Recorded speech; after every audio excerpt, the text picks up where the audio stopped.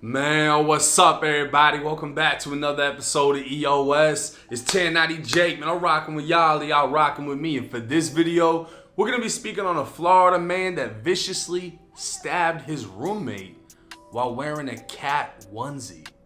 May 23rd, 2023.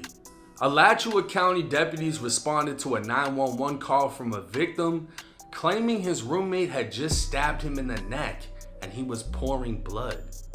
Deputies arrived at a home on 23rd Lane in Gainesville, Florida, where they forced entry by kicking the door in before locating the victim. Sheriff's office!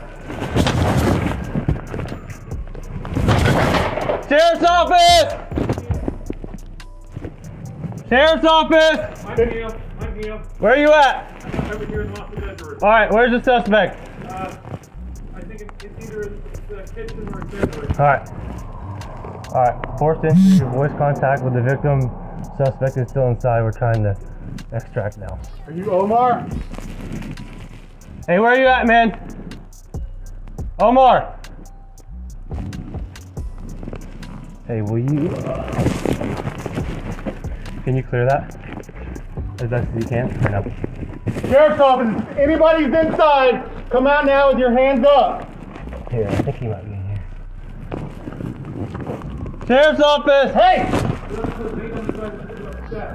Okay, is anybody else back there with you? No. Come here, walk to me. Hold back. Okay. Come on this way, come on this way. With guns drawn on the hallway, deputies were able to cover the suspect as he exited the home, seriously bleeding from his neck, before being immediately transported to an emergency room.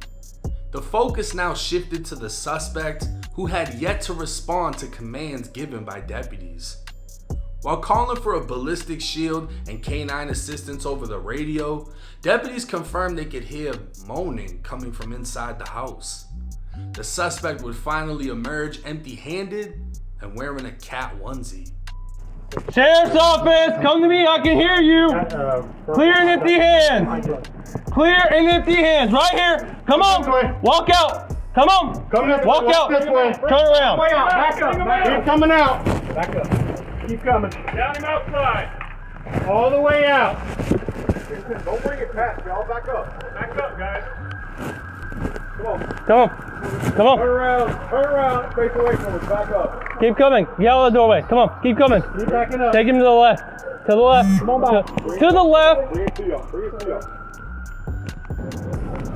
32-year-old Omar Gutierrez was placed under arrest while the lead investigator made his way to the hospital to interview the victim. Covered in blood and wearing a neck brace, he suffered a 3-inch stab wound to the back of his neck. Still able to speak, he said he was inside of his bedroom using his computer when Omar walked inside and stood behind him. Thinking nothing of it, he continued using the computer before feeling something plunge inside the back of his neck. He immediately reached back, grabbing the knife, causing a slash on his own hand. He asked Omar why he stabbed him, and Omar said it was instinctual before walking out of the room with the knife. The victim was then able to call 911. He described Omar as acting very strange the last few weeks, saying Omar accused him of harming his cat and told him he's not above killing him. The two had been roommates for the past 9 months, but friends for the last 6 years, and this was the first physical conflict they'd ever had. Omar refused to speak with anyone without a lawyer, and after investigators reviewed all the facts, it was determined the attack was unprovoked and premeditated. The defendant armed himself with a knife, entering the victim's bedroom, and stabbed him in the back of the neck unprovoked. The defendant's actions had the purpose of killing the victim, and he would have succeeded if the knife had entered at a slightly different position. For those reasons, Omar was charged with attempted first-degree murder. Given a $1 million bond, if Omar is able to come up with $100,000, he'll be eligible for release and the return of his cat onesie. Now, when I cover these cases, I always try to not victim blame. I always try not to blame the victim because, I don't know how it is to be in another person's shoes when they're in a situation they've never been in before. But respectfully, What type of man are you to be sitting on a computer where somebody just walks in behind you that be wearing cat onesies, thinks you did something to their cat, said he's not above killing you, and then he's just standing there. What is he, just breathing? Just, and you're just, what are you doing? What are you doing on the computer that you don't notice? And you watching End of Sentence or some shit, not knowing you about to be on End of Sentence? This motherfucker just standing behind you, then stabs you. Why did you do that? Who gives a fuck why? Do something. Like, you lucky he didn't just keep doing it. Like, I don't know, bro. Nobody, like, even when I use this computer, I don't like my back to the door. That shit feels weird. That ain't no normal feeling that somebody can just creep up behind you. I don't sit in restaurants with my back to the door. In a club, I got my back to the wall. But I guess that's just something you learn from being inside a prison and seeing what happens when your back is towards people. But at the end of the day, if you living with this weird motherfucker, I'm not letting this dude even come in my room. I wouldn't even be living with this dude. And you've known him for 6 years, lived with him the past 9 months. You see he's acting strange. These are the red flags you need to pay attention to.